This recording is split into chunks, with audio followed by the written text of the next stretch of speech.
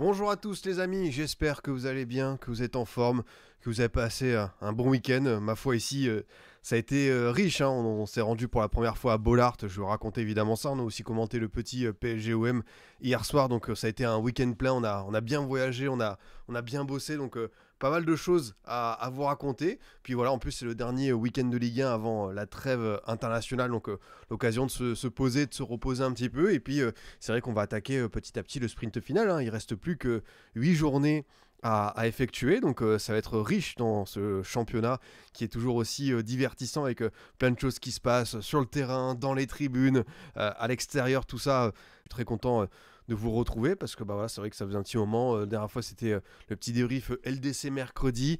J'avoue que voilà. Hier soir, j'étais un petit peu fatigué par le week-end assez intense avec pas mal de mouvements, du train, du boulot. Mais bien sûr, ça reste du plaisir quand on vit de football, de stade et de commentaires de matchs. En plus, je suis pas dans hors-jeu ce soir, donc voilà, c'est pour ça que je suis rentré à la maison. Je préfère me reposer, me requinquer et être en forme pour vous. J'ai dit à Poineau, voilà, tu peux me mettre dans le loft, histoire d'une semaine afin qu'on puisse recharger les batteries. Et puis c'est vrai que je voulais pas faire forcément le débrief hier soir parce que comme j'ai été pas mal en déplacement mouvement, j'ai pas pu voir tous les matchs, donc même je vous le dis d'entrée, j'ai pas vu l'intégralité des 9 rencontres en direct, c'est évidemment impossible, mais j'ai rattrapé pas mal de choses, j'ai revu on va dire tous les temps forts, j'ai pris quelques petites notes, donc bien sûr ça va être l'occasion de revoir ce qui s'est passé dans cette 26e journée de Ligue 1. Installez-vous confortablement, on est ensemble pour une bonne heure de discussion, d'échange sur la Ligue des Talents. Je vois que vous êtes nombreux sur le chat en ce lundi midi. Salut à Soso Chat, la modératrice. Et je vois aussi beaucoup de monde avec, voilà, je pense à Bruno Manga, je pense à Yohan Cabal, je pense à Juan Eduardo Eluchans. Ça c'est du Canet et ça c'est une très très belle pensée. Donc je pense à Steven Nzonzi qui a Pocket Modric a fait la Coupe du Monde. Mais voilà, ça me fait plaisir que les je pense deviennent on va dire populaires et tout, parce qu'il y a beaucoup de gens qui quand je fais un tweet, parce que par exemple ce week-end j'ai pensé à Wes Morgan, je sais pas pourquoi Wes Morgan me vient à l'esprit, mais je me suis dit c'est quand même ouf quoi, l'un des capitaines qui a soulevé la PL c'est Wes Morgan, un joueur qui s'attendait sans doute pas à avoir cet accomplissement. Il y a toujours des mecs tu sais en commentaire qui disent tu penses trop, personne pense à lui, etc. Mais en fait le but de je pense à, c'est pas forcément de faire le mec je me souviens d'un joueur oublié, c'est plus les réponses qui vont m'intéresser. Parce que quand je pense à Wes Morgan, il y a forcément un mec qui va me dire moi je pense à Shinji Okazaki, je pense à Leonardo Ulloa, je pense à des joueurs de PL des années 2010 que pas mal de monde a oublié. Et c'est ça le but des jeux pense ça, c'est de faire l'interaction et de se rappeler de ces joueurs qui ont marqué notre enfance, adolescence, voire nos années d'adultes. Et c'est vraiment l'objectif que je me fixe à chaque fois que je fais ça. C'est pas par intérêt je sais pas moi, pécunier ou autre, c'est même pas une marque déposée. Le jeu pense ça, si demain il y a un mec en école de commerce qui va se faire du bif, il va déposer le brevet, je pense à Jérémy Aléadière, et du coup moi j'aurais plus mon mot à dire, je me ferais attaquer comme quand Kylian Mbappé dépose le brevet pour sa célébration, donc ou même pour le surnom Kix. Donc ça c'est difficile, mais c'est la réalité. Après voilà, on continuera évidemment à le faire quand bien même certaines personnes resteront aigris. Nous, on continuera à penser à nos Nathan Dyer, nos Wilfried Bony, nos Michou, nos Danny Simpson et tant d'autres noms. On a évidemment beaucoup de choses à voir et ça commence par les résultats de Ligue 1. On va aller directement là-dessus pour voir un petit peu ce qui s'est passé avec ce dernier week-end. Hein. C'est vrai que la trêve elle arrive. Je sais que beaucoup de gens sont frustrés de la trêve. Perso, j'ai publié une vidéo sur YouTube, un petit peu liste équipe de France. Je suis plutôt content de retrouver les Bleus, dans le sens où je trouve que c'est bien de faire une pause avant le sprint final, que ce soit LDC, championnat étranger, Ligue 1, Coupe de France, tout ça, même Ligue 2, quand on voit le suspense pour la montée, les barrages, ça va être dingue. Et en vrai, ces petites rêves, retrouver les Bleus, il y a pas mal, comme je l'ai dit, d'interrogations, voir si Ousmane Dembélé va poursuivre sur sa forme épatante avec la sélection, revoir Michael Olise en équipe de France, un capitaine aussi qui revient, la première convocation de Désiré Doué. Donc ouais, ça va être bien. Et au-delà de l'EDF, il y aura pas mal de matchs intéressants en KF du mondial en Europe et ailleurs. Ouais, c'est vrai qu'on aura un Uruguay-Argentine, on aura un Brésil-Colombie. Bon, on a ces quarts On a ces quarts de Ligue des Nations, c'est pas peut-être le truc le plus passionnant, mais sincèrement, juste revoir l'équipe de France, même si je sais que le jeu d'Didier Deschamps, oui, je ne suis pas fou, hein, je sais que ce sera pas, on va pas monter au septième ciel, mais par contre juste revoir des individualités en forme, tout ça, ouais, je suis quand même intrigué par cette double confrontation contre la Croatie, mais avant ça, il y a évidemment ce beau championnat avec pas mal de résultats. On va revenir sur le Classico, tout ça, avec au classement. Vous pouvez le voir qu'au niveau des dynamiques, hop, je vais juste me bouger là pour que ce soit peut-être un peu plus fluide. Euh, Saint-Étienne qui revient bien. Montpellier, bon, c'est définitivement terminé. En sachant que le match, est-ce qu'il le compte parce que j'ai pas l'impression qu'il le compte. Mais bon, ça fera le bol d'air frais pour Saint-Étienne à la clé, qui va sans doute revenir dépasser le Havre. Ce qui est pas mal, c'est que la course à l'Europe, elle s'intensifie avec vraiment Strasbourg qui a un rythme d'enfer, Lille qui perd à Nantes, ça on pouvait peut-être s'y attendre avec la grosse déception de la Ligue des Champions, Nice qui cale, et du coup Lyon qui revient bien. On sait que John Textor il a fixé le top 4 à Fonseca et ses joueurs, donc ils sont à la course. Marseille qui perd un petit peu de terrain mais qui reste deuxième. Monaco, comme d'habitude, format sprint final, eux ils vont être dans cette dimension-là. Et ouais, c'est vrai qu'on va avoir un beau sprint final. Je pense que je ferai aussi une vidéo un peu point par point pour revenir sur les étapes clés, les calendriers, tout ça. Mais là, on va évidemment se projeter parce qu'on va revenir sur les matchs, mais aussi ce qu'on va voir hein, comme dynamique, tout ça.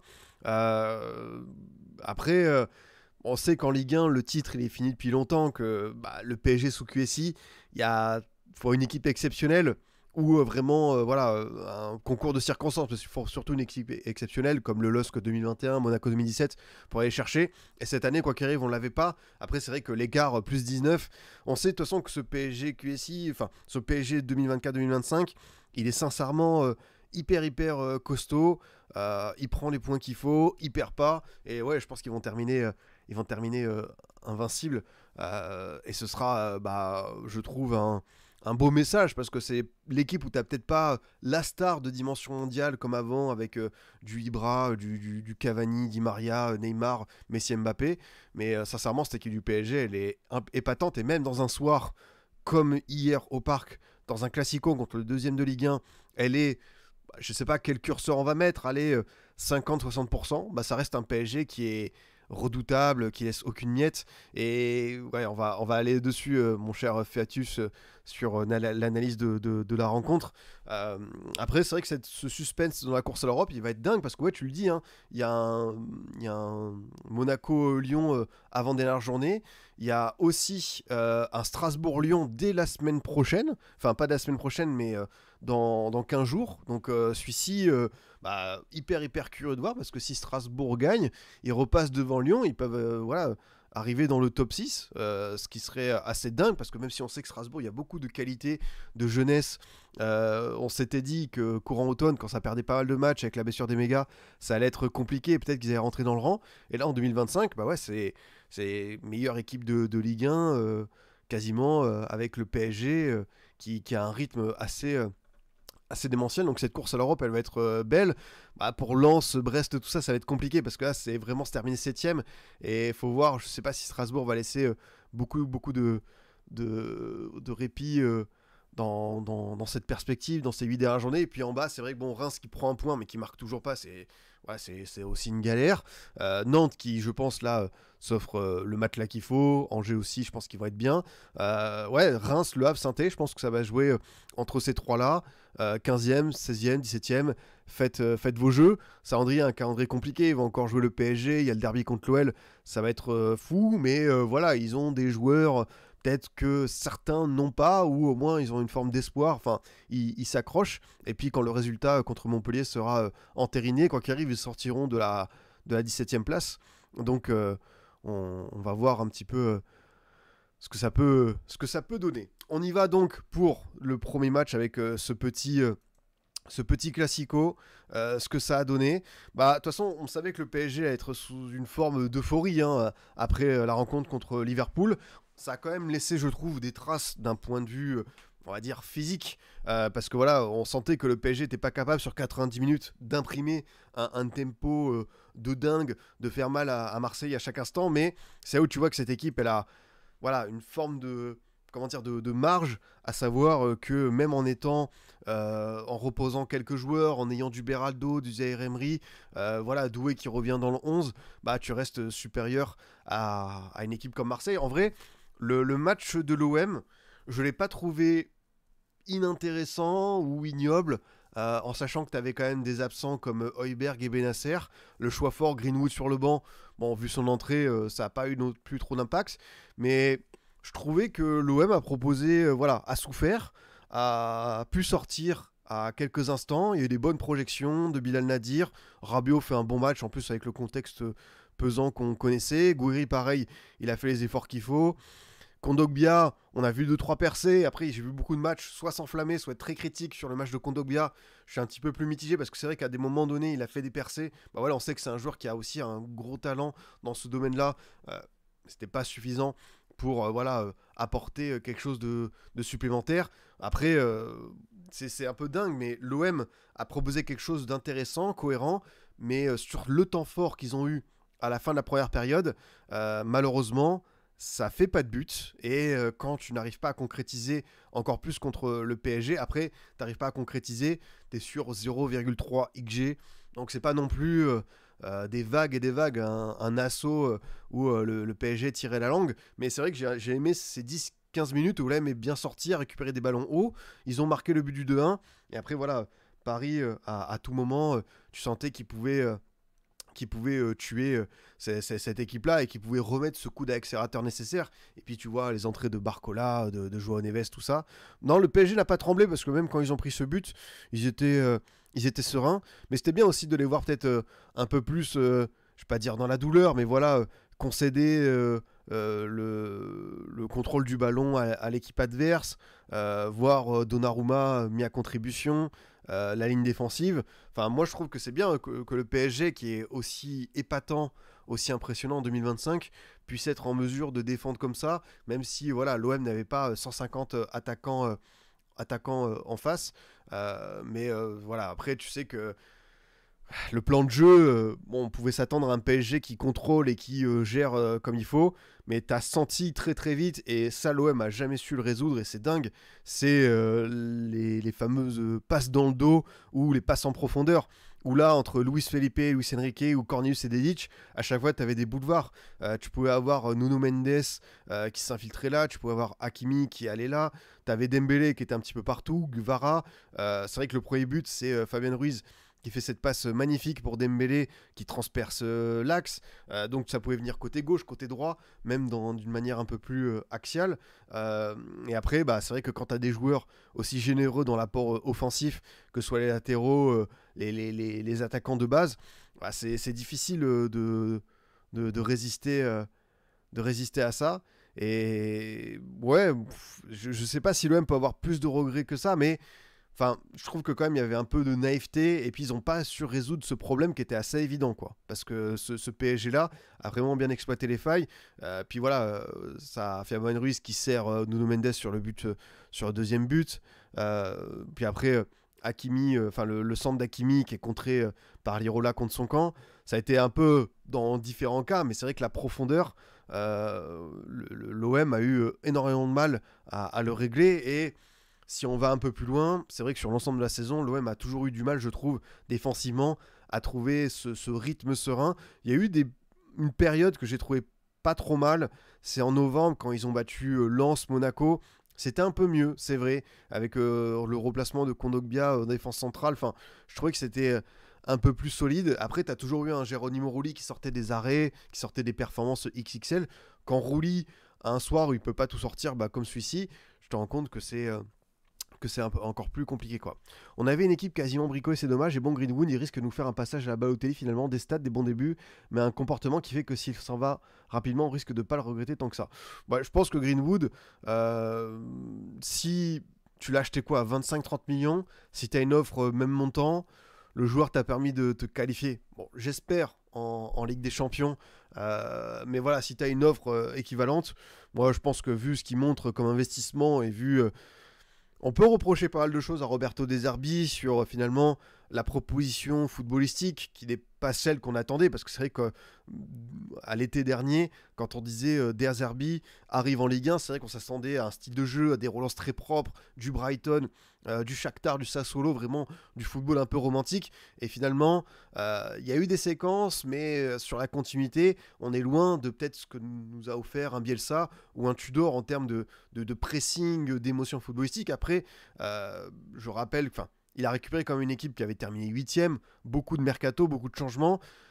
J'espère, moi, sincèrement, que De Zerbi, et je pense que c'est la volonté avec Benassia et Longoria, de faire enfin ce cycle de 2-3 ans qui manque à l'OM pour avoir un peu plus de stabilité. Après, je sais que cet été, il y aura encore 5 joueurs qui partiront. Et après, quand tu regardes l'effectif de l'OM, tu es obligé de dire, tu peux pas avoir la stabilité.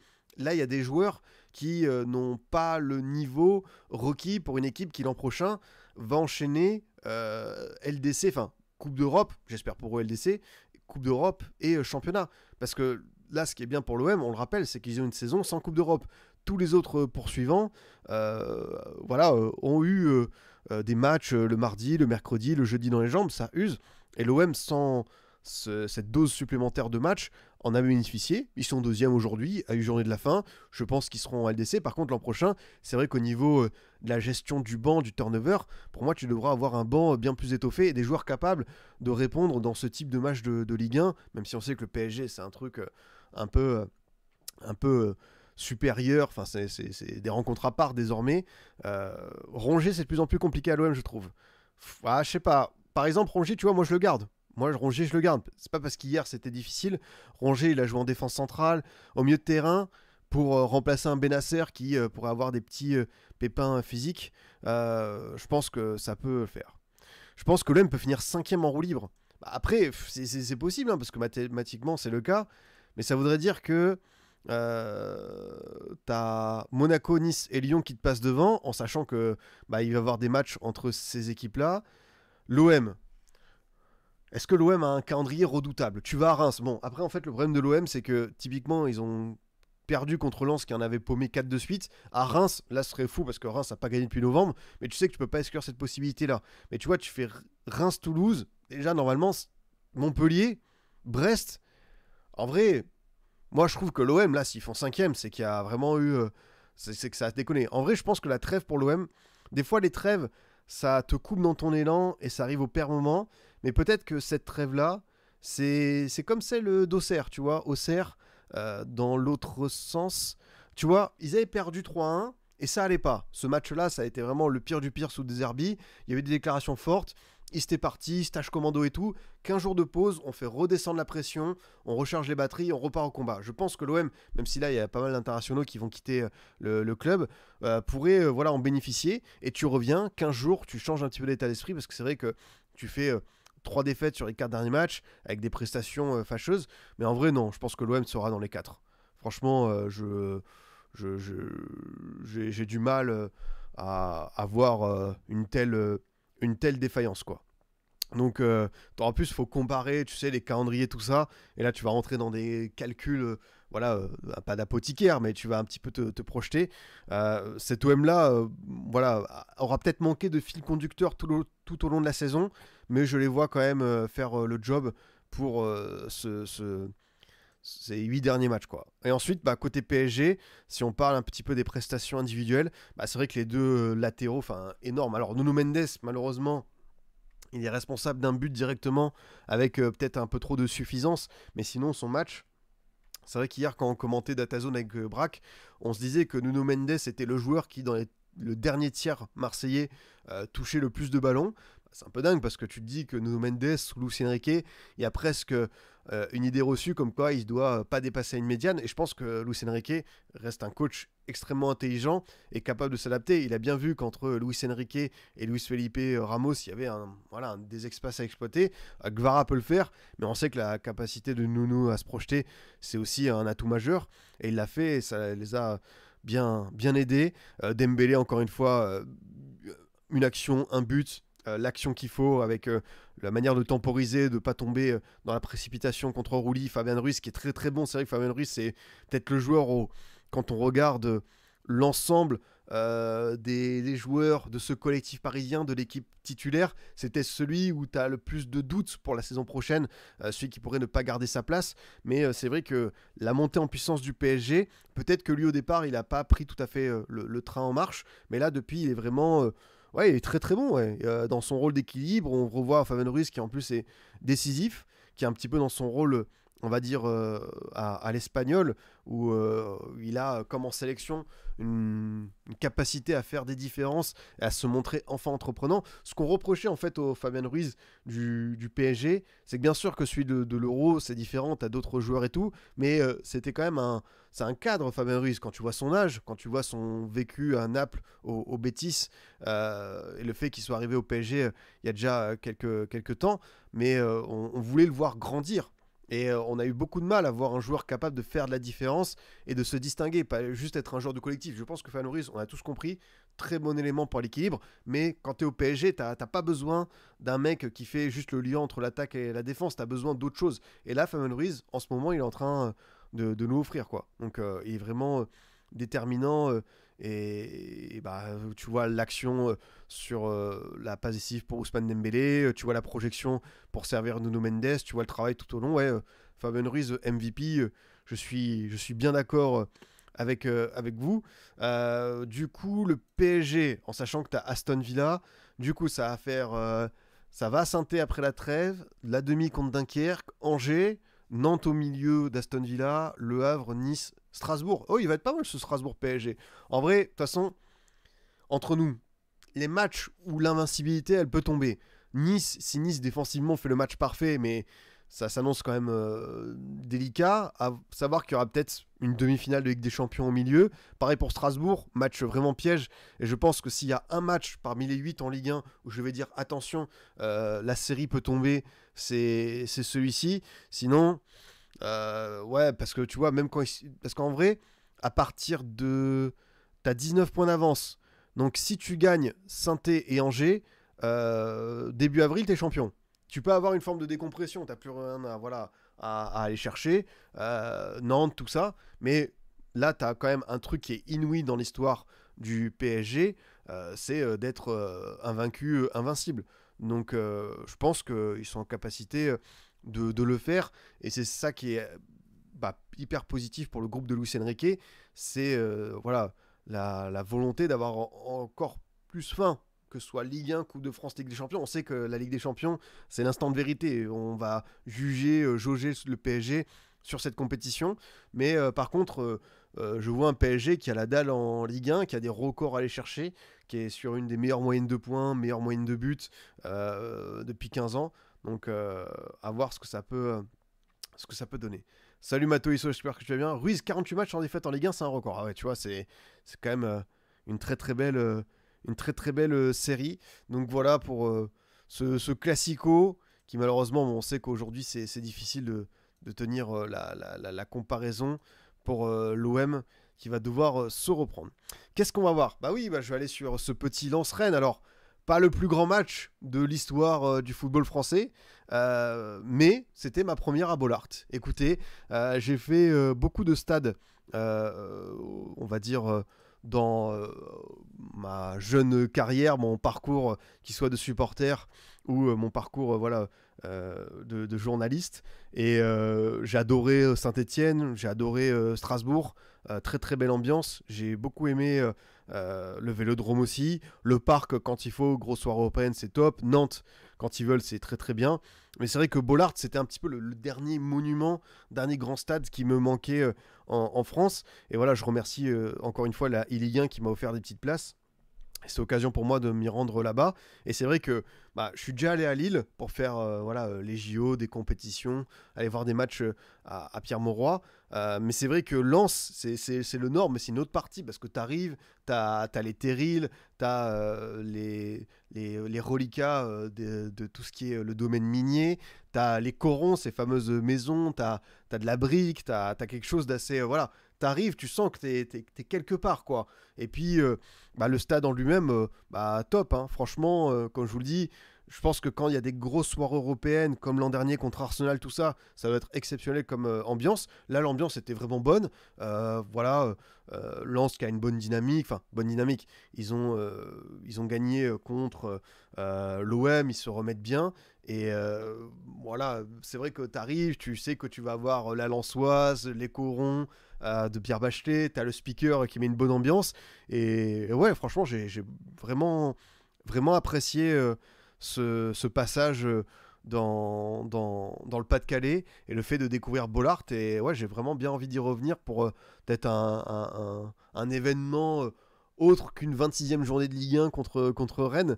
En plus, voilà, évidemment, je passe par la petite friterie au bord du stade, 30 minutes d'attente, il y a l'électricité qui saute. Alors on se dit que je vais même pas pouvoir avoir ma petite fricadelle et ma petite bière avant le match, avec modération, comme toujours. Mais voilà, je voulais vivre l'expérience nordiste à fond. Et non, franchement, j'ai vraiment bien apprécié. Le stade est super stylé. En plus, par rapport à d'autres stades modernes, c'est pas fermé hein, entre les tribunes. On laisse passer. Alors, ça fait quelques courants d'air. Je suis sorti, j'avoue que j'étais un petit peu congelé. Mais ça m'a permis d'apprécier un petit peu ce stade. Et puis, c'est vrai que on n'a pas l'habitude de voir une tribune latérale où sont les supporters. La Marek, c'est là où il y a les Red Tigers, où il y a les Ultras lensois.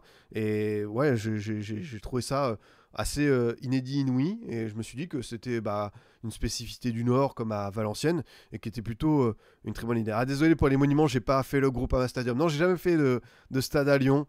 J'aurais bien aimé faire Gerland à l'époque du Grand OL. Mais Groupama, écoute, ce n'est que partie remise. Ça arrivera forcément un jour. Après, le match en lui-même, euh, comme je dis, c'était pas grandiose sur le terrain, mais il y avait quand même des bons petits trucs. Lens qui était dans sa configuration un petit peu solide, plus solide qu'à l'accoutumée, de retour de la défense à 3, Gradit qui a été très très bon vu du stade. Et ça aussi, c'est ça qui me plaît, c'est que ça faisait longtemps que j'avais pas vu voilà, un match de Ligue 1 parce que malheureusement la Ligue 1 m'a quitté et depuis un moment elle ne me le rend pas.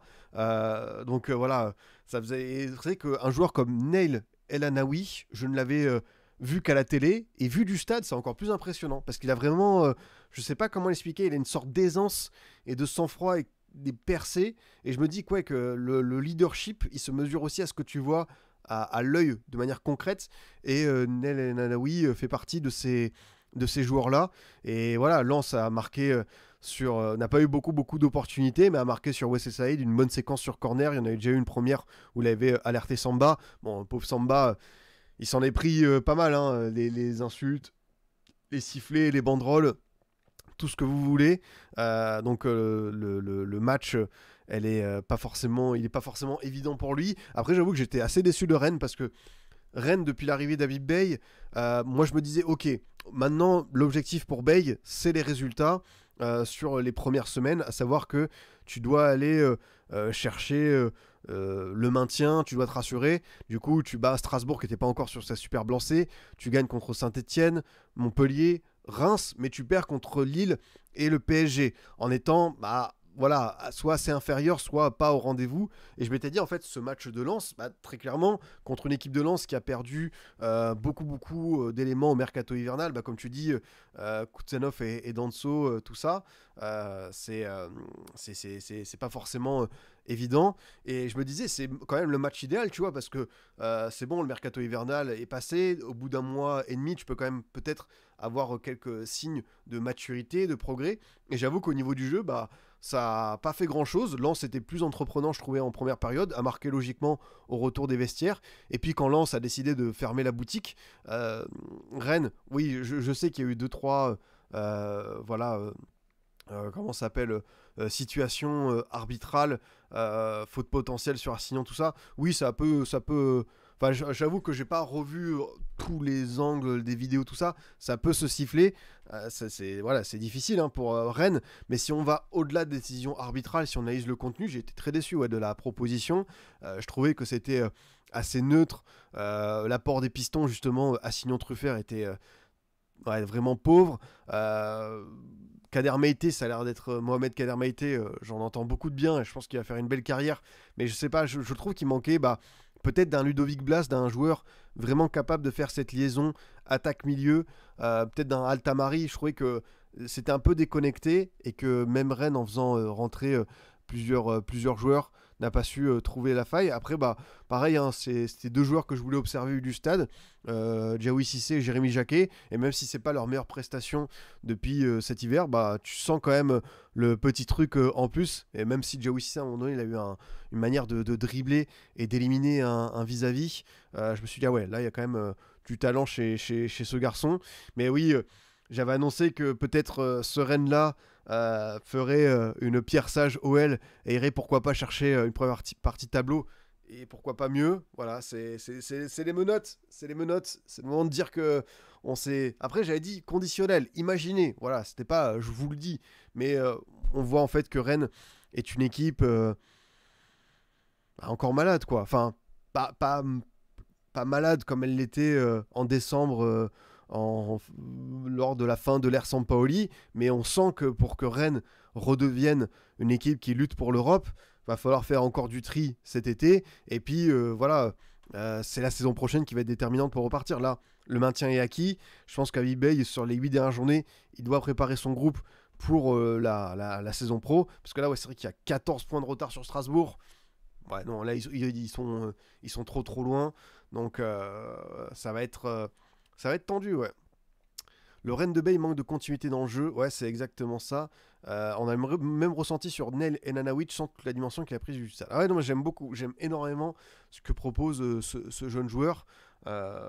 C'est vraiment. Et même, tu vois, pour aller plus loin sur d'autres joueurs, tu vois, un Sotoka de loin, je comprenais pas trop pourquoi il avait encore un statut d'indispensable. Enfin, il n'a pas fait beaucoup de passages sur le banc. Et en vrai, quand tu vois son match, l'abattage qu'il a, les quelques jeux en combinaison, tout ça, en fait, Sotoka, il a vraiment sa place dans le 11 aujourd'hui. Ouais, il n'y a pas trop de débat. J'ai bien aimé son match, lui aussi. Mais si je devais ressortir des joueurs, ouais, je te dirais El Anaoui, Gradit qui a été très très bon derrière. Par contre, Enzola, à l'entrée, chaque contrôle était très très compliqué hein, pour lui, le pauvre. C'est le seul match positif de Sotoka depuis 3 mois. Et il y en a un qui me dit il revient très bien depuis un mois Sotoka. Allez-y les gars, battez-vous. Donc ouais, la première partie de saison de Sotoka était compliquée, mais je pense que dans cette période qui est difficile, et d'ailleurs je pense que vous avez tous vu l'émotion de Wistil par rapport à ce qui arrive à sa compagne, on lui souhaite évidemment à elle beaucoup de courage. On sait que pour lui en plus c'est compliqué à gérer parce qu'une activité de coach de Ligue 1 c'est tellement énergivore et ce qui lui arrive, donc voilà, force à eux. Mais c'est vrai que je pense dans ce RC Lens peut-être un peu plus besogneux qui va revenir sur un état d'esprit pas forcément le jeu le plus léché, c'est loin désormais Francaise, mais par contre ce Lens qui travaille beaucoup où les uns pour les autres se démènent sur le terrain, c'est peut-être ça finalement la clé, en sachant que tu gardes encore une fois je trouve des joueurs vraiment talentueux comme El Anaoui, en espérant qu'ils soient encore là la saison prochaine. Donc voilà mon retour sur ce petit Lens-Rennes et cette première à Bollaert qui a été riche comme il faut. De quoi on va parler maintenant ? On va parler des autres matchs. Alors, c'est vrai qu'on a eu un spectaculaire Lyon-Le Havre. Et là, c'est vrai qu'on a parlé d'arbitrage à l'instant avec beaucoup de choses particulières qui se sont déroulées. Bon, le premier penalty pour l'OL, c'était bon. Après, c'est l'interprétation de l'arbitre en vrai. Lui, il pense qu'il y a faute. Je pense que d'autres arbitres n'auraient pas sifflé. Mais voilà. Par contre, le penalty sur Keshta, alors même si certains vont dire non mais il y a poussette et tout, c'est quand même super léger quoi. Enfin franchement le penalty accordé au Havre, surtout que Millau, De Sheppy pardon, va voir la VAR, parce que Millau je pense pas qu'il reviendra à Lyon de sitôt, mais le penalty accordé j'ai pas compris ouais. Surtout quand il va voir la VAR, il regarde et il siffle et t'as l'impression qu'il va faire le signe genre non. Et après, finalement, il désigne. C'était assez bizarre. Je pense qu'il s'était un petit peu emmêlé les pinceaux, notre ami. Après, le grand Georges Mikotadze. Bah ouais, Mikotadze, un des hommes de la journée. C'est vrai que Mikotadze, dans cette OL-là, qui a quand même, tu vois, un petit peu de profondeur de banc avec Mikotadze Fofana, c'est quand même sérieux. Après, j'aime bien aussi la montée en puissance. C'est vrai que depuis que Fonseca est arrivé, tu vois 2-3 changements. Alors Thiago Almada, je pense que si Pierre Sage l'avait eu dès le départ, ça aurait pu lui apporter quelque chose parce que Almada entre les lignes est vraiment un très très bon joueur de ballon. Arrêtez, messieurs les présidents de Ligue 1, de poser des réserves contre Almada. C'est quand même un joueur qui fait du bien. Après oui, on sait que la multipropriété, Botafogo, OL, tout ça. Mais bon, je pense qu'on n'est plus à une contradiction près dans le football moderne. Et de toute façon, c'est la LFP qui a validé l'enregistrement d'Almada. Donc à partir de là, on sait que c'est plus une guerre d'ego de faire des réserves pour Thiago Almada que du bon sens de manière concrète. J'aime bien l'entrée de Mikotadze, elle est top parce que l'OL est mené au score, l'OL mené 2-1. Il a un quart d'heure pour faire la différence. On sait que pour un attaquant, c'est chaud. Oui, c'est vrai que le Havre n'a pas posé de réserve pour Almada parce que le président Jean-Michel Roussier l'a dit, on aurait été culotté de le faire alors qu'ils nous ont prêté gratuitement Diawara. Donc au moins, il y a encore des présidents qui ont un petit peu de lucidité sur cette action, sur cette séquence. Mikotadze qui rentre, la passe D pour Fofana qui lui aussi a un très très bon rôle de super sub qui marque la plupart de ses buts, que ce soit Coupe d'Europe ou Ligue 1 en sortie de banc. T'as Mikotadze qui y va avec ce but du 3-2, cette patate en deuxième poteau où là vraiment il allume Gorgelin. Et puis le dernier but où il sert parfaitement Almada pour le but du 4-2. C'est vrai que Mikotadze, la saison globale, on verra parce que ça se trouve il va faire 2 mois en trombe et tout, elle est un petit peu paradoxale parce que il n'avait pas eu forcément le temps de jeu le plus conséquent. On est un peu déçu de son apport dans le jeu, mais finalement, d'un point de vue très concret, statistiquement, sa saison, elle est bonne, tu vois, pour un joueur qui arrive à l'OL, voilà, c'est quoi du coup? C'est 13 buts, 8 passes D. En vrai, en 1615 minutes, en vrai, je trouve que c'est un bon ratio, tu vois. Après, là où par contre je suis d'accord, c'est que quoi qu'il arrive, on sent que il peut faire mieux, je le redis, dans le jeu, dans la conservation du ballon, dans la compréhension collective. Par contre, quand c'est un joueur qui rentre comme ça, qui est un peu libéré, qui peut faire, qui a quelques espaces devant lui, qui est inspiré, c'est vrai qu'il peut faire beaucoup de dégâts. Et on comprend pourquoi l'OL est allé le chercher. On rappelle qu'il pouvait aller soit à Monaco, soit à Lyon, mais c'est vrai qu'un Mikotadze comme ça, voilà. Je ne sais pas ce que fera Lacazette cet été.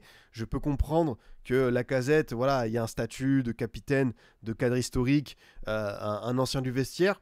Mais tu sens quand même que l'été prochain, si on veut que Mikotadze s'intègre encore mieux dans cette OL-là, quand bien même le temps de jeu est voilà, pas dégueu, hein, mais je me dis que si Mikotadze, on veut pleinement le lancer, il faut lui donner ce rôle de numéro 1.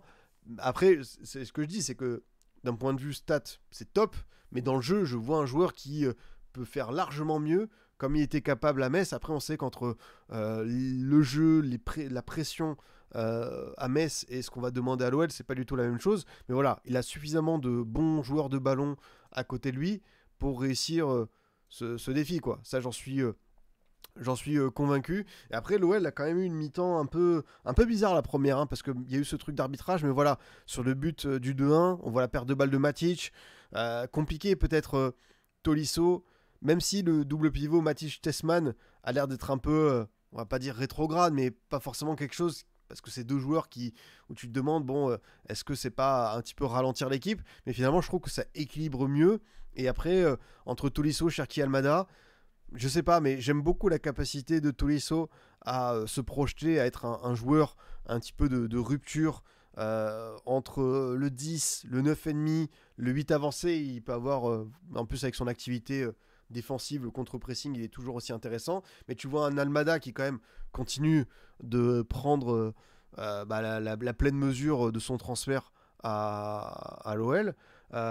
Et Cherki qui reste un des joueurs les plus décisifs d'Europe. Donc il y a peut-être un... Après, pour un coach comme Fonseca, surtout que tu as la Coupe d'Europe, enfin tu as un quart à venir contre Manchester United, c'est la meilleure des nouvelles. Mieux vaut avoir trop de joueurs et des casse-têtes tactiques individuelles que voilà, un effectif décimé où tu dois appeler des mômes de la réserve pour faire le nombre.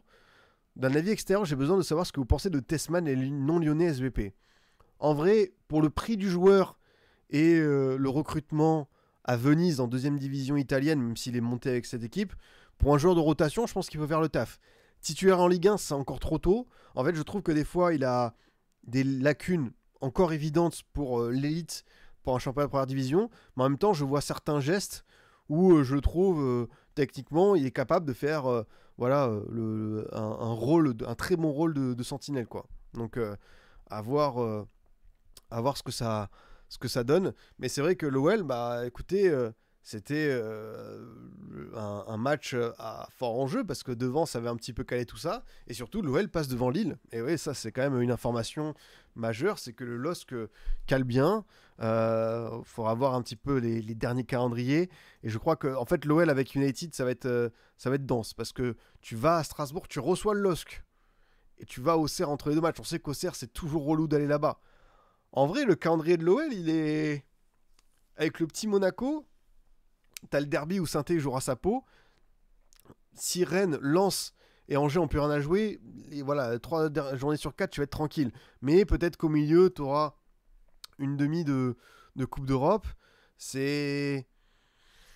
C'est particulier, mais c'est vrai que le calendrier de l'OL est quand même, je trouve, assez relevé. J'espère pour eux qu'il n'y aura pas de casse, parce que c'est le souhait de n'importe quel supporter, coach, tout ça durant la trêve. Mais ça a bien enchaîné. Et d'ailleurs, bah, j'avoue que le vendredi soir, ce Strasbourg-OL, retour de trêve, ça c'est. On aime ce petit. On aime ce petit parfum-là, quoi. Donc, à voir ce que ça donne. Mais en tout cas, de la part de. On sait que Fonseca, il y a eu beaucoup de choses. Voilà, la longue suspension. Mais bon, le bilan, tu as eu la défaite contre le PSG, mais finalement, ça gagne, ça enchaîne bien. Et là, tu es sûr. Voilà, tu as gagné 7 de tes 8 derniers matchs. C'est quand même un bien. Alors après, il y avait des adversaires à sa portée. Mais pour d'autres, avoir des adversaires à sa portée, c'est difficile. Donc on voit que l'OL réussit à confirmer dans ces moments-là. Et d'ailleurs, en parlant d'équipe qui a calé, et on parle pas évidemment de Kanga contre une équipe à sa portée, bah évidemment, c'est le LOSC. Alors on sait que Nantes est capable, Nantes l'a déjà fait, de venir embêter des équipes du top 6, d'être relou à jouer. Mais là, patatras pour le LOSC qui s'est pris les pieds dans le tapis face à ce FC Nantes. Et c'est vrai que le bilan face au bloc bas, il est pas terrible. Le bilan tout court contre les équipes mal classées du LOSC, je pense qu'il va faire mal au crâne. Mal au crâne parce que tu perds à Saint-Etienne, tu fais match nul contre Montpellier, là-bas, tu perds à la maison contre Le Havre, et tu perds là, tu as fait match nul aller contre Nantes. Bah, c'est malheureusement un petit peu de Genesio comme on l'a connu, quoi. C'est ça, typique Genesio, c'est que si LOSC veut retrouver la LDC, ils sont encore capables, évidemment, mais tu dois être en mesure de faire bien mieux. Et c'est ces matchs-là qui comptent. Et pourtant, tu vois, il l'avait fait contre Montpellier. Tu vois, ils avaient gagné 1-0. Après Montpellier, là, c'est définitivement terminé. On reviendra après sur ce qui s'est passé contre la Payade. Mais voilà, Pep Genesio, capable de gagner au parc et de perdre contre Dijon. Combien de fois c'est arrivé avec Rennes, il tape le PSG. Il tape le PSG quand il y avait Di Maria, Neymar, Mbappé, Messi sur la pelouse. Et la semaine suivante, il va faire match nul contre l'Arnaca en Coupe d'Europe. Enfin, c'est vrai que c'est bien d'aimer les gros matchs. Et c'est un immense signe positif de réussir à transcender son groupe face au Real, face à l'Atlético, contre la Juve, tout ça. Par contre, là, on va attendre, c'est sur le bilan final. Et c'est vrai que le LOSC a laissé beaucoup de points en route.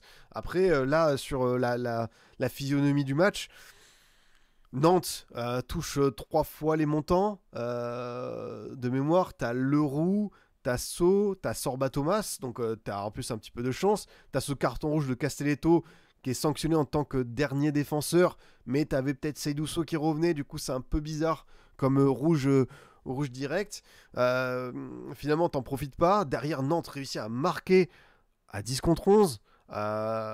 Derrière, tu as cette occasion de David qui touche la barre. T'as Ismaili aussi qui a une belle opportunité. Mais sur l'ensemble du match, qu'est-ce que tu veux dire de plus? Nantes a quand même posé pas mal de bons soucis à ce LOSC, quoi, qui n'a pas réussi à faire le jeu, à faire la différence. C'est vrai que Zegrova, dans cette période-là, j'espère que Zegrova, on pense qu'il va quitter le LOSC cet été, si vous pouvez revenir là pour les moments un peu décisifs chauds, ça pourrait être une vraie belle opportunité pour Genesio, parce que Je trouve que ça manque de ce joueur un peu frisson, capable, comme il avait fait en LDC, de faire la différence à tout instant, quoi.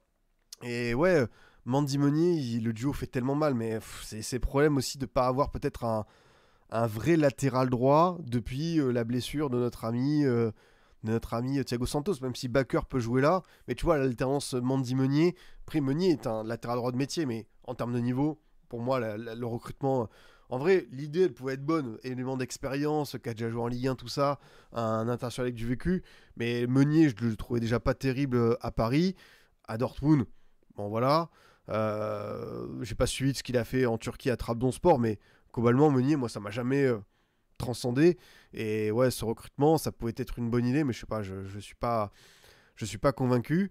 Et voilà, le LOSC se retrouve maintenant dans une position un petit peu délicate parce que tu vas avoir. Là, tu es dans la position du chasseur plus que du chassé. Est-ce qu'ils vont être en mesure de repasser et tout?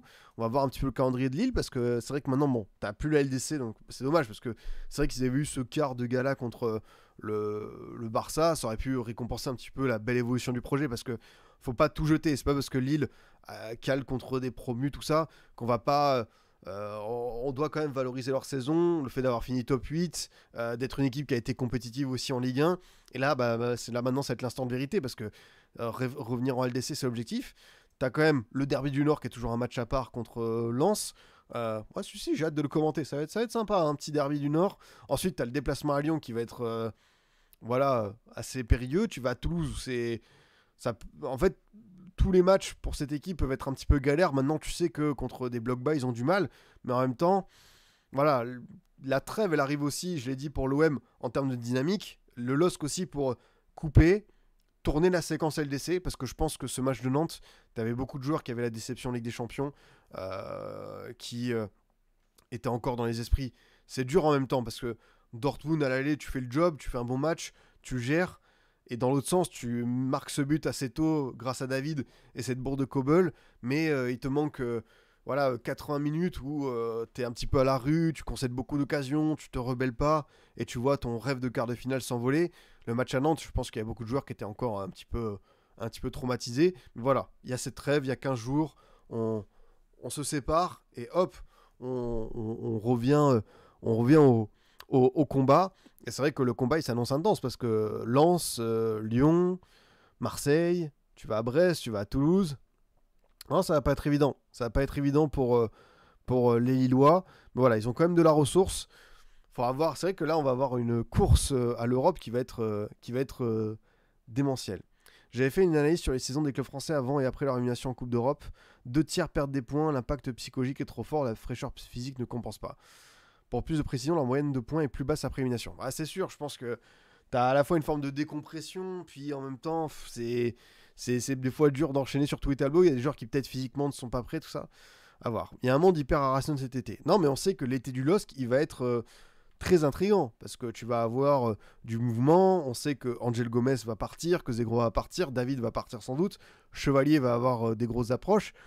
On peut avoir confiance en Olivier Létang qui a plutôt bien mené sa barque depuis son arrivée pour gérer ça. Mais ouais, ça va pas être évident d'avoir autant de cadres qui partent. Et même, tu vois, un mec comme Boadi, il y aura aussi de très très sérieuses approches. Faut pas oublier qu'on parle d'un joueur en 2007. C'est le genre de gamin. Ouais, là, tu peux avoir des enveloppes mercato qui peuvent s'envoler. Et dans l'autre sens, c'est vrai que ce match de Nantes, après avoir fait 2 matchs sans marquer, après avoir été assez triste, bah écoute, ils ont fait le match qu'on attendait. Oui, Simon sur l'action de Mohamed, Simon depuis le toujours. On sait que on se pose beaucoup de questions. Pourquoi ce gars-là était sur la feuille de match côté nantais et pas côté lillois? Parce que tu mets Simon à la place d'un Sahraoui qui a du mal à revenir de ses pépins physiques. Bah, je pense que oui, le LOSC remporte le match. Mais voilà, on sait que Simon est attaché à la ville de Nantes. Il y a un de ses enfants qui est né là-bas. Il a demandé la nationalité française. Et en plus, il a l'objectif de terminer meilleur passeur. Mais c'est vrai que ce gars-là, quand tu vois tout ce qu'il a fait, depuis un moment et que Nantes a toujours été dans la galère, c'est fort, hein, parce que normalement, il n'y a aucun monde où un mec comme ça, aussi bon, aussi fiable et aussi voilà, important, fait 6-7 saisons dans une équipe qui lutte souvent pour le maintien. Mais voilà, tant mieux pour Nantes d'avoir cet atout en or. Et après, j'ai bien aimé quand même Louis Leroux, la continuité, le temps de jeu dans cette période difficile. J'aime bien ce qu'il montre, hein, ce petit jeune qui apporte énormément de choses sur le terrain. Et pareil, c'est Dousso, qui est arrivé du mercato hivernal en provenance de Strasbourg et qui est vraiment un bon défenseur. Donc c'est vrai que Nantes, qui a l'habitude de faire des mercatos un peu incohérents, là ça a été bien ciblé parce que même j'ai pas trouvé qu'il a été toujours performant depuis son départ de l'OL, mais un Anthony Lopez, bah écoute, là il a fait les arrêts qu'il fallait, il a été très très bon contre le LOSC, et c'est peut-être son match, voilà quoi, assez dingue. Donc voilà ce qu'il y avait à dire sur ce petit Nantes-Lille. Ensuite, pour terminer le tour un petit peu des affiches qui comptent pour l'Europe, Monaco qui va taper Angers avec un 11e but pour Mika Bieré. Meilleur démarrage depuis 75 ans, je crois que j'ai vu comme stat pour un mec en Ligue 1. Enfin, vraiment. Et encore une fois, il n'a pas eu le titre de joueur du mois de février. Ça paraît un petit peu lunaire. On espère qu'au mois de mars, il obtiendra parce que vraiment, il mérite. Parce que c'est un mec qui va sans doute compter dans ce sprint final. Et le fait que Monaco, même en ayant ses soucis défensifs, son irrégularité, Monaco est une équipe imparfaite. Mais Monaco, quoi qu'on en dise, il y aura toujours des talents. Enfin, c'est une équipe qui est voilà, tu sens qu'à tout moment ça peut déclencher avec Akliouche, Biret. Ben Seguir un petit peu moins bien, Minamino aussi, Zakaria ça a été moins fort que sur la première partie de saison, pareil pour Singo, mais une fois que tu as un Biret, c'est vraiment un joueur à part, et ouais, ça permet de se remettre. Après, ce qui m'a pas mal intéressé sur ce match, c'est la déclaration de... Bon, là, ils n'ont pas été trop mis en danger parce que 6 tirs de cadré, il y a juste peut-être la situation d'Alevina avec Le Paul qui rate sa tête plongeante.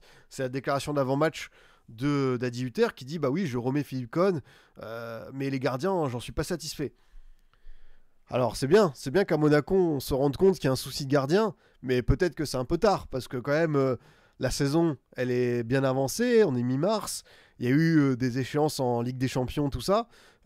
Monaco, si au 1er juillet, il n'y a pas un top gardien qui arrive, c'est... Voilà, après, quand je dis ça, c'est évidemment peut-être qu'il y a des tractations de mercato, mais en tout cas, prochaine saison, il faut un gardien d'une ampleur différente. Il faut quelqu'un qui tienne la baraque. Parce qu'un bon gardien, quoi qu'on en dise, même si je ne doute pas que Maeki et Philippe Cohn, dans d'autres contextes, seraient très bons gardiens, mais dans la situation monégasque, il faut aller chercher ce numéro 1, ce taulier. T'es Monaco, t'es obligé pour moi d'avoir minimum un gardien top 5 Ligue 1. Et depuis Subasic, je suis d'accord avec toi, Thierry Rist. D'ailleurs, force à toi, parce qu'apparemment, le porcage monégasque, c'est vrai que ce match contre Angers, j'ai pas tout suivi, hein, comme j'étais sur la route de Bollaert, mais ça a l'air d'être l'ennui. Dans ce que j'en ai rattrapé, c'était pas dingue.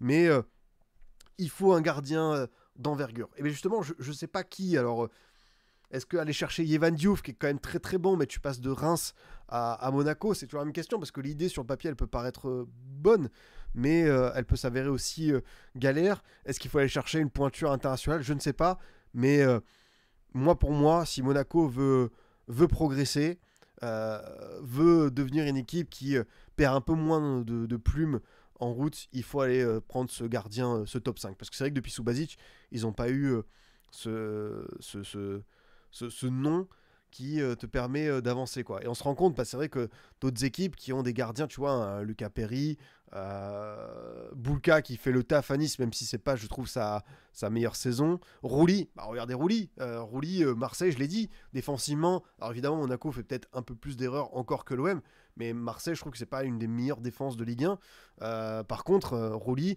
qui te sort les arrêts, les pénaltys qu'il faut et tout, c'est ça, quoi. Diouf, ça va faire une le compte bis, le mec fort quand il fait beaucoup de frappes, mais n'arrêtera pas le ballon qu'il faut. Après, il n'y aura pas de solution miracle, ça se trouve, ça prendra pas, mais il faut... Ouais, quel air de Liverpool. C'est vrai que le Liverpool en prochain aura Mamardashvili, Alisson et lui. Peut-être.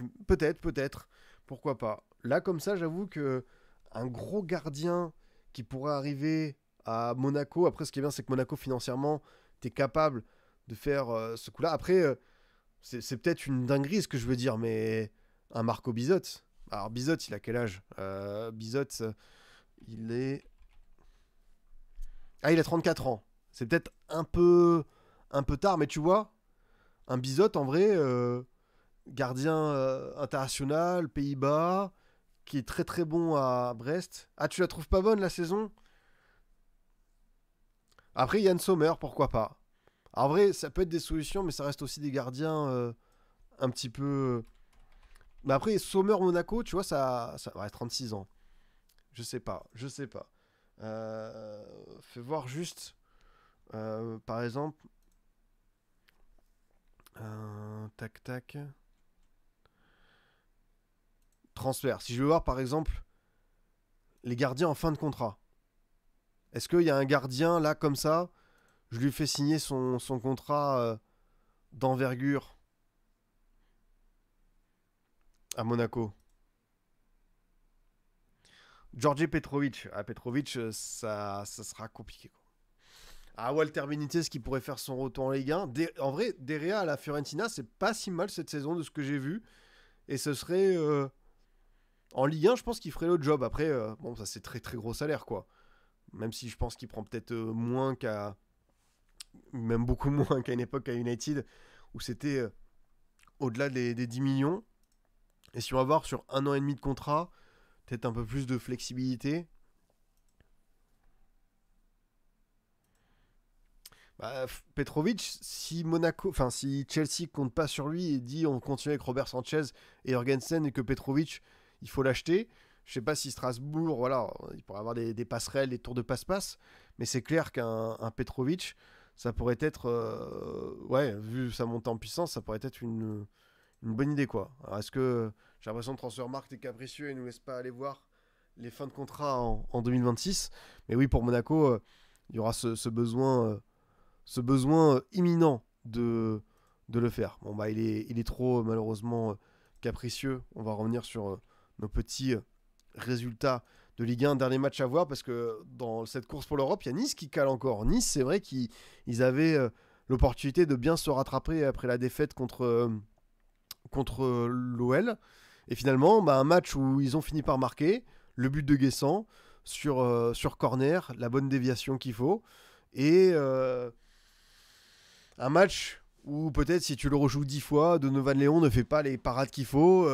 Au terme de finition, ça a beaucoup gâché. Je sais pas sur les XG ce que ça donne, mais je pense que là, ils ont gaspillé un petit peu comme ouais, 2,29 et 0,61. Bon, bah voilà, ça veut tout dire. Donovan Léon qui a sorti un très très gros match. Mais les occasions de 2-0 manquées par Nice, elles sont terribles. Parce que là, c'était vraiment le moment de réenclencher. Peut-être ouais, qu'on a Nice a surperformé. Est-ce que peut-être la place de Nice, c'est pas d'être top 4, c'est d'être plutôt 5-6e? Après voilà, s'ils vont en Ligue des Champions, ils l'auront pas volé, hein, c'est-à-dire qu'ils ont refait leur saison. Mais c'est vrai que sur cette séquence-là, après, je le redis, hein, le match d'hier, enfin de vendredi, il tourne pas bien alors qu'il y a une quantité d'occasions assez, assez folle. Et ça ne termine pas finalement au fond avec Florian Rayet qui marque dans l'autre sens son premier but de la saison. Mais je pense que ouais, pour Franquez, qui lui aussi était, encore une fois, comme Fonseca, en tribune, bon, lui il va revenir plus tôt que le coach portugais. Hein. Il n'a pas pris 9 mois, il n'a pas pris perpète. Mais c'est vrai que pour ce Nice-là, bon, t'avais Klose qui n'était pas là, mais tu vois, la quantité d'occasions produites, ça aurait dû te suffire à être à l'abri et à remporter. Et finalement, tu sais que quand tu ne concrétises pas, puis t'as le carton rouge de Melvin Bard, qui voilà, c'est geste vraiment, vraiment malheureux. Là, on a tous compris que c'était rouge direct. En vrai, Abdi, à chaque fois qu'il était sur le terrain, je le trouvais très intéressant. C'est dommage qu'il perd un peu de temps de jeu ces dernières semaines. Bah, je pense que Franquez privilégie Bard piston pour pas le mettre en défense centrale. Mais après, je suis d'accord avec toi, Abdi sur l'apport offensif, je le trouve aussi vraiment pas mal du tout. Et je pense qu'il a plus ce rôle naturel de piston que Bard.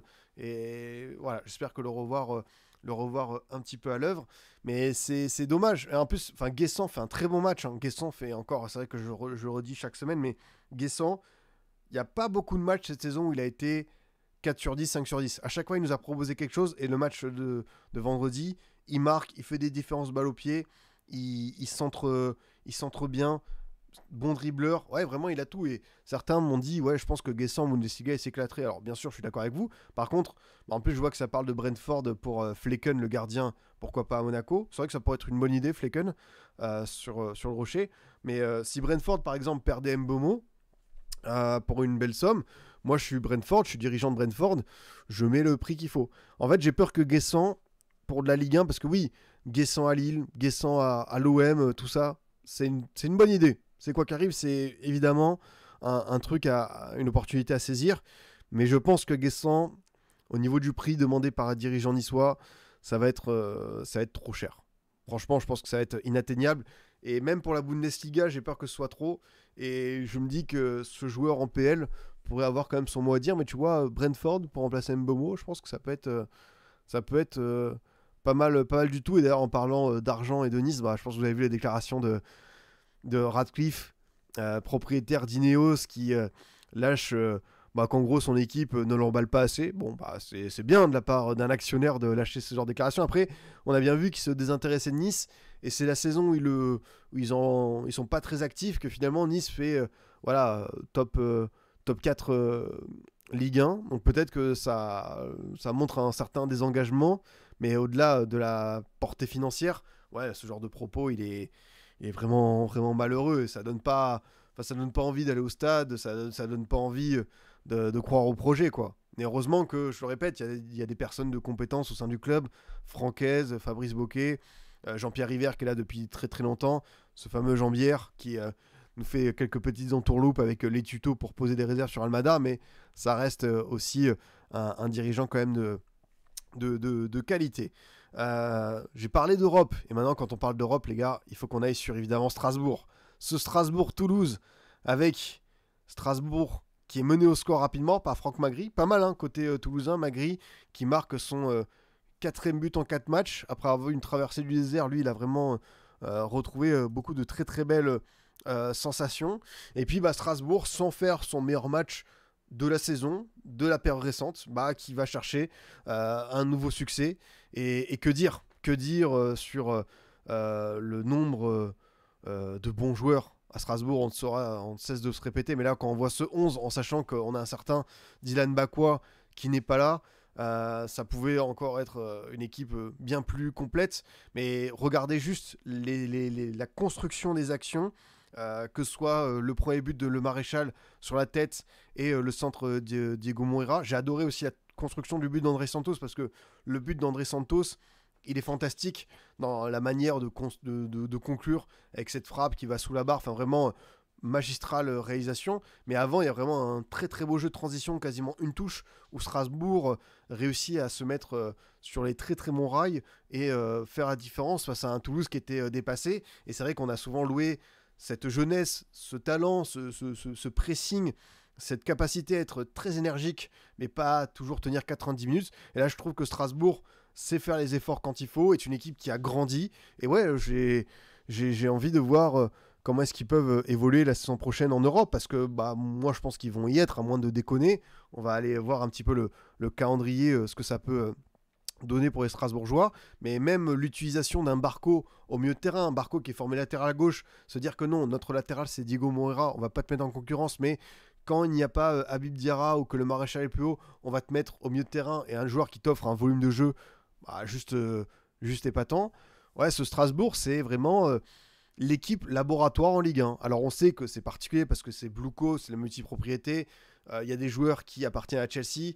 Le mercato, peut-être qu'il y en a beaucoup qui vont partir, d'autres qui vont rester. On ne sait pas trop finalement quel sera l'effectif la saison prochaine. Moi j'espère que bien sûr, dans la mesure du possible, il y a le plus de talent qui reste pour faire de Strasbourg une équipe qui puisse avoir un bon petit parcours en Europe. Mais voilà, quand tu vois la saison des mégas, quand tu vois André Santos, c'est sûr que Chelsea, soit ils vont se dire on fait la bascule financièrement on le vend. Et est-ce que Strasbourg va se dire ouais, est-ce que vous pouvez nous prêter de l'argent qu'on n'a pas, mec, qui nous appartient quand même. Enfin bref, est-ce que Strasbourg peut acheter André Santos? J'en suis pas sûr, mais par contre, j'espère qu'André Santos, je l'ai dit pareil pour Guessant, mais j'espère qu'il reste en Ligue 1, mais financièrement, ça va être bien, bien délicat cette histoire. Mais ouais, je suis d'accord avec toi, le prochain mercato, Enzo, qui sera retenu ou non, quel type de joueur pourrait être attiré. Quand tu sais que tu as aussi du côté de Chelsea, tu as du Kenry Paez, tu as du Estevao qui vont débarquer l'été prochain, qui sont deux immenses talents sud-américains, ça peut faire pas mal de petits dégâts. Bah, André Santos, je le veux au PSG. Je ne sais pas si Chelsea acceptera de le vendre au PSG, mais dans cette idée de développer le PSG, développer les talents, tu pars. C'est pas évident de faire accepter à certains supporters du PSG. On va recruter un joueur de Strasbourg, mais par contre, André Santos, tu sens qu'il y a un truc à part. Et en vrai, pour la rotation au milieu de terrain, je dis oui. Je dis oui pour André Santos. Alors, retour à Chelsea, c'est vrai que si tu me dis, parmi les joueurs de cet effectif-là, lesquels sont les plus aptes ou les plus prêts à prétendre à un rôle dans l'équipe première du Chelsea. Petrovic, par rapport au gardien de but, on voit qu'entre Jorgensen et Sanchez, il n'y en a aucun qui réussit véritablement à faire la différence, même si Sanchez a eu plus de temps de jeu. Mais peut-être que Petrovic, qui est un des gardiens qui encaisse le moins de buts en 2025, pourrait avoir son mot à dire.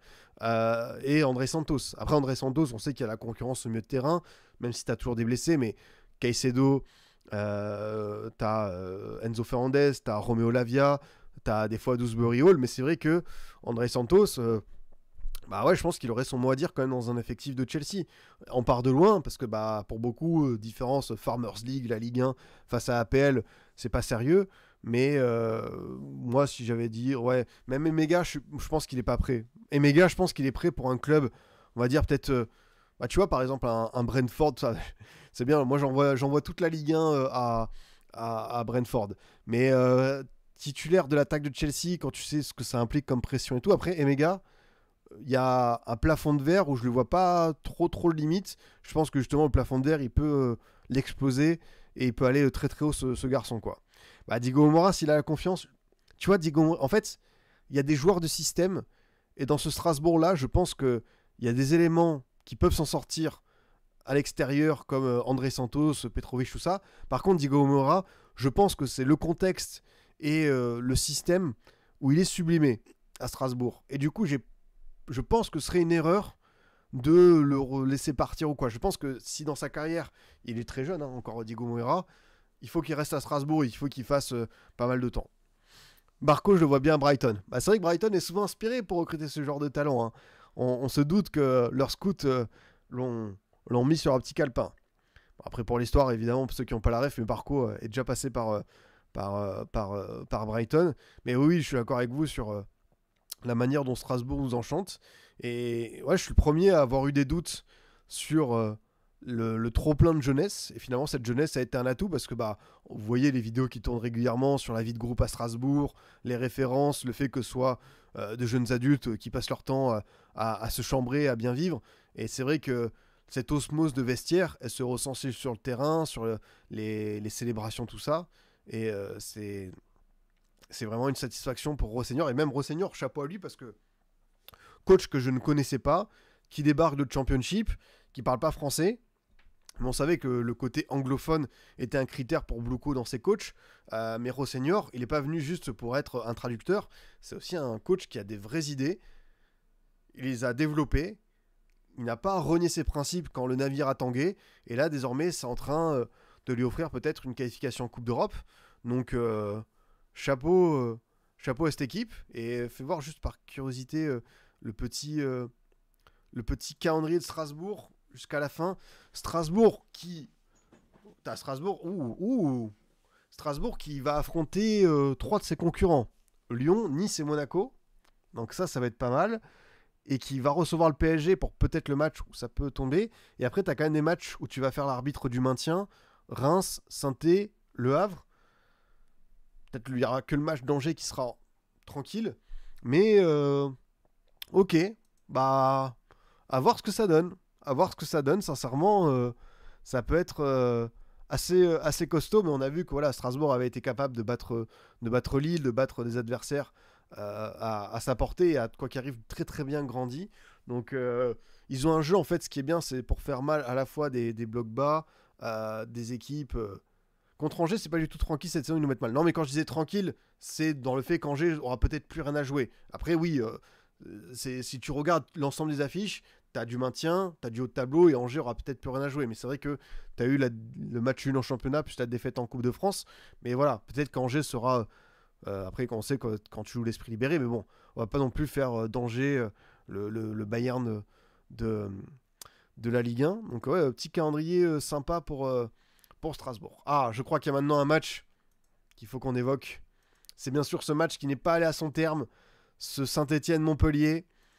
Il y a le feu à la paillade avec un match qui s'est arrêté après l'heure de jeu. François Le Texier a renvoyé tout le monde au vestiaire. On savait que c'était tendu, que ça allait péter. Malheureusement, jet de fumigène, début d'incendie, feu entretenu, siège arraché. Dommage pour Saint-Étienne qui voilà, avait fait le job. Après, on sait que dans 99,9% des cas, le match sera donné vainqueur à Saint-Étienne. J'espère pour Lucas Tassin que son doublé va compter dans ce tapis vert, parce que tapis vert c'est 3-0, et peut-être qu'il perdra ses 2 buts, mais on peut sentir quand même que sur Stassin, il y a une très belle évolution. Je suis content pour lui, parce que on sait que c'est difficile pour un jeune attaquant. Stassin, il a que 20 ans. Et 20 ans dans le football, c'est très très jeune. Même si on a pu voir des aliens, des extraterrestres, comme Yamal, comme Koubarsi, faire des performances stratosphériques et balayer toutes nos certitudes, 20 ans dans le foot, encore plus dans un promu, c'est une épreuve. Et franchement, je trouve que sa première saison en Ligue 1, elle est à valoriser. Ça a été difficile au début, Dalloglio l'a pas forcément mis dans les bonnes conditions. Il était plutôt là pour jouer du kick and rush, être envoyé au charbon, et c'était peine perdue. Par contre, Stassin, qui est plus accompagné, avec des joueurs voilà, comme un Cardona, on va essayer d'un peu plus tenir le ballon comme le propose Orneland. Alors on sait qu'Orneland, voilà, il y a eu des débuts encourageants, ensuite ça a été très compliqué. Saint-Étienne se fait toujours un petit peu tuer par sa défense, même Bernauer qui prend un carton rouge pour cette main qui traîne, synonyme de second jaune. Mais voilà, c'était le match à gagner pour Saint-Étienne pour rester en vie, parce que on sait qu'il n'y a plus beaucoup de points à prendre et que la marge va être assez critique jusqu'à la fin de saison. Mais voilà, je suis très content pour Stassin, parce que je trouvais qu'il avait déjà un match, enfin un contenu satisfaisant. Et voilà, il est quand même impliqué sur 13 buts à son âge, dans une équipe qui est dans la douleur depuis le début. C'est fort, je trouve. J'aime beaucoup. J'aime sincèrement. Si le match est donné sur tapis vert, Ragnarol, Stassin va-t-il garder son doublé? Normalement, non, parce que le match est donné sur tapis vert 3-0 et t'as pas les buteurs. Donc, j'ai bien peur que notre ami Stassin perde son doublé. Mais bon, l'essentiel sera quand même, quoi qu'il arrive, et même lui le dira, même si ça fait mal parce que t'es un attaquant, t'as de l'ego, les stats ça compte. Mais le plus important pour Saint-Étienne, c'est pas que Stassin atteigne les 10 buts. Après, on serait tous contents pour lui. Mais c'est bien qu'il se maintienne en Ligue 1. Au niveau du classement, du coup, tu vas passer devant Le Havre. Tu te rapproches de Reims, même si tu as le moins de 32 qui risque d'être toujours jusqu'au bout une douloureuse épreuve. Après, Saint-Étienne, c'est le moment un petit peu de voir, mais niveau calendrier, tu reçois le PSG qui va avoir d'aller jusqu'au bout. Tu vas à Lens, tu reçois Brest, tu reçois l'OL, tu vas à Strasbourg. Le calendrier est dur. À la limite, j'ai envie de dire, les 2 dernières journées, c'est pourquoi pas. Et peut-être là, si Brest n'a rien à jouer, mais ils auront encore peut-être la Coupe d'Europe dans un coin de l'esprit. Ça va être chaud. Ouais, franchement, je comprends pourquoi c'était victoire ou rien. C'était victoire ou rien. Donc, à voir ce que ça va donner. Mais bon, là, la traite, tu vas pouvoir faire retomber et repartir au combat. 8 matchs, 8 épreuves, 8 batailles. Est-ce que Saint-Étienne peut le faire? C'est dur. En vrai, c'est tellement dur à espérer, à concrétiser. Mais ouais, ils ont quand même, tu vois, ils ont des joueurs pour faire la différence, comme Bouchoirie, comme l'inspiration David Tachvili à tout moment. Tu as voilà, Stassin qui est sur une excellente période. T'as Cardona qui est revenu. Pourquoi pas? Mais par contre, il va falloir s'accrocher, parce que là, le calendrier, il est, il est bien démentiel, comme il faut, quoi. Là, il est waouh. Je vais pas dire que ça calme, mais dans ce sens, il est assez dingue. Après, il y a d'autres matchs à évoquer? Je crois qu'on avait fait le tour à peu près. Malheureusement, ce Brest-Reims, où il s'est pas passé grand-chose. Beaucoup d'absents côté brestois, parce qu'il n'y avait pas Sima, il n'y avait pas Mama Baldé, il n'y avait pas Del Castillo. Ajor qui était bien pris, là en tenaille, la double lame qui prête au Comou. Beaucoup de longs ballons, il n'a pas été servi. Bon, Aïdara qui prend un carton rouge pour ce gros tacle sur Ito, où ça a été voilà, un petit peu la bataille. Mais bon, Reims était a pris le point qu'il fallait, mais ça va être dur hein, aussi pour Reims, en sachant que tu as une demi de Coupe de France à négocier également. Reims qui va nous faire la réception de Marseille, déplacement à Cannes, réception Strasbourg, à Lens, réception de Toulouse. En vrai, Reims, s'ils font Toulouse, Montpellier, Saint-Étienne, s'ils prennent 7 points, peut-être qu'ils seront pas loin de la vérité, mais ils arrivent plus à marquer quoi. Leur dernier but en Ligue 1, c'est contre Nantes, c'est début février quoi. Et on sera 2 mois après, donc 1, 2, 3, 4, 5, 6 matchs sans marquer, c'est dur. Après, tu sais que là, en termes d'hémorragie, tu devais un petit peu voilà, colmater les brèches. Et je pense que le système mis en place par Samba Diawara, bon, ça veut continuer avec Samba Diawara jusqu'au bout. Moi, je pense qu'il aurait quand même fallu appeler peut-être un petit pompier à Reims pour sauver ce que tu peux sauver. Mais c'est vrai que quand tu vois l'évolution de cette équipe, c'est une belle petite tristesse. Et puis dans l'autre sens, pour Brest, bah, comme j'ai dit, il y avait pas mal d'absents devant. T'as pas pu faire la différence. T'as fêté quand même la centième d'Eric Roy au club et c'est pas rien. Euh, Brest, qu'est-ce qu'on va avoir juste comme calendrier pour terminer? Brest, c'est Toulouse, Monaco, Saint-Étienne, Lens, Marseille. Elle est rude, hein, parce que tu fais Monaco, Marseille, Lille, Nice. Tu fais 4 équipes du top 8. Tu as aussi des équipes du maintien. Ça va pas être de tout repos, mais bon. C'est dommage parce que Brest, je pense que s'ils avaient été en Conference League, ça aurait été un petit peu leur niveau pour poursuivre leur progression et faire une épopée européenne. Mais là, quand tu vois le top 7, il n'y a pas grand-chose à espérer. Et c'est logique de les voir un petit peu, derrière dans cette meute de poursuivants. Ouais, là, tu as 6 points de moins que Strasbourg. Je crois qu'en plus, tu as pris que 5 points. Tu as pris quoi 7 points sur les 7 derniers matchs. Enfin, tu n'as pas eu un rythme dingue.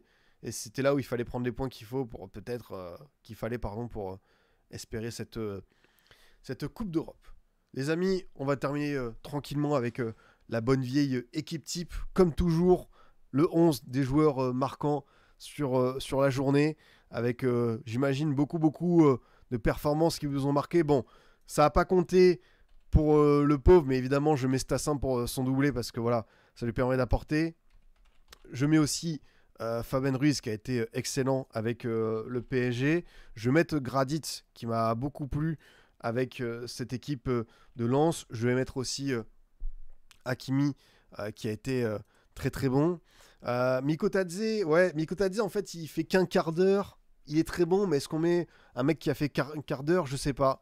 C'est toute la question. Diego Moreira, Moreira qui a été très très bon avec cette équipe de Strasbourg. Je mettrais même le Maréchal, parce que le Maréchal, ça termine avec un but, une passe D. C'est quand même pas mal. Surtout que j'aime bien la remise qu'il fait pour Santos. Alors, Donovan Léon ou Anthony Lopez au cage. J'hésite, parce que Lopez, il en sort quelques-unes, mais Léon en sort énormément. Et en vrai, je pense que je vais mettre Léon. Lopez fait un très bon match, mais je pense que je vais mettre Léon, parce que, à mon avis, il y a plus d'arrêt qui compte, parce que là il en sort 2-3 qui sont un peu miraculeuses, mais évidemment ça veut pas dire que il n'a pas. Almada, je suis d'accord avec vous. Je pense que je vais mettre aussi Louis Leroux qui m'a beaucoup plu. Hop, j'ai pas mis Nail. Je sais c'est dur. C'est dur. Je vais mettre Louis Leroux, j'ai beaucoup aimé encore une fois son match. Quel autre défenseur m'a bien plu parmi tous ceux qu'on a évoqués? J'essaye de me refaire des petites. En vrai, moi j'ai bien aimé Seydou Sow. Ouais. Seydou Sow, j'ai trouvé bon avec Nantes. Je suis d'accord avec toi. Et devant Djoumaba était très bon. Ouais. Enfin, très bon. Je trouve que Gradit a été peut-être encore mieux. C'est vrai qu'Irola, la finition. En vrai. J'ai pas l'habitude de faire ça, mais c'est vrai que Mikotadze, il a fait qu'un quart d'heure, mais le quart d'heure est tellement royal que je le mette, parce que quand même l'entrée, elle est dingue. En plus, son équipe est menée de 1. C'est quand même de l'entrée bien XXL comme on aime. Du coup, au cage, Donovan Léon, Hakimi, Gradit, So, Moreira. Le milieu de terrain avec Louis Leroux, Fabien Ruiz, Félix Le Maréchal, Thiago Almada, et puis Lucas Tassin et Mikotadze. Elle est pas mal cette équipe, elle est séduisante, hein, ma foi. Il y a du beau matériel un petit peu, un petit peu partout, quoi. Bon, en tout cas, les amis, c'était un plaisir. On se quitte pour 2 semaines de trêve, mais il y aura encore, vous imaginez, des petits lives, des petits contenus qui vont arriver, que ce soit ici ou avec hors-jeu. Donc, vous entendrez parler de moi de nouveau. Je vous souhaite voilà, une très bonne semaine. On se repose bien. On va retrouver l'équipe de France contre la Croatie pour 2 quarts finales de Ligue des Nations. Comme toujours, je mets les replays, j'alimente la chaîne sur YouTube Scipionista. Et puis, évidemment, si vous voulez retrouver aussi les podcasts, les dérives de Scipion, Formation FC, on est sur Spotify, Deezer, Apple Podcast, on est partout. Je vous souhaite une excellente semaine les cracks. Ce soir, il y a hors-jeu 18h. Je ne suis pas dans l'équipe, mais il y a le retour de Zach. Donc voilà, si vous voulez regarder, encourager les copains, évidemment, vous pouvez le faire. Très très bonne journée, très bonne semaine à vous les cracks. Je vous dis à très vite. Salut!